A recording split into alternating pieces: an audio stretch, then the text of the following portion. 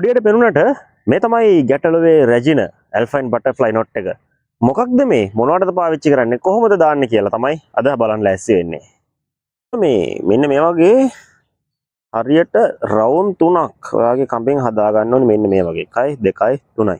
ඊළඟට 1 2 3 තුන්වෙනියට තියෙන මේ පොට අරගෙන මෙන්න මෙහෙම අපි මැද්දෙන් තියලා හදා ගන්නවා.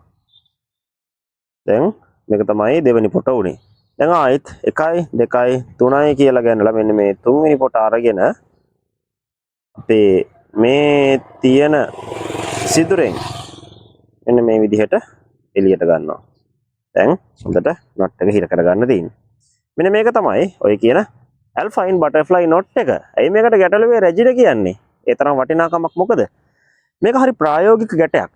විශේෂයෙන්ම මේ රෝප් එකක නැත්නම් මේ කඹයක මැදට තමයි මේ ගැටය යොදන්නේ.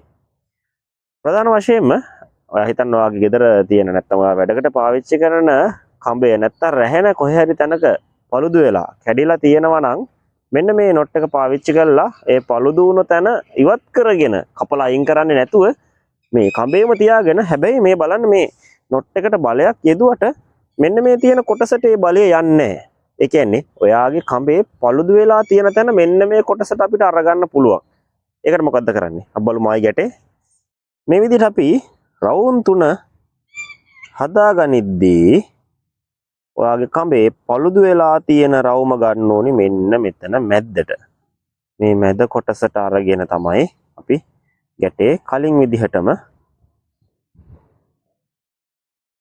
මෙන්න මෙහෙම නොට් එක තද කරගන්නේ.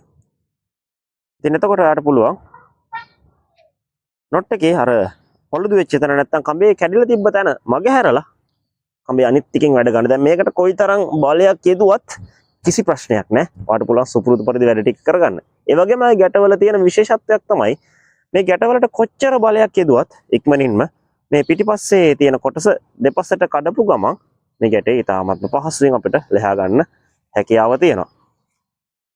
ඒකට දාන මෙන්න මේ සරල ගැටයෙන් මිදිලා අපි අවශ්‍ය දෙයට අවශ්‍ය ගැටේ දාන්න පුරුදු වෙමුද?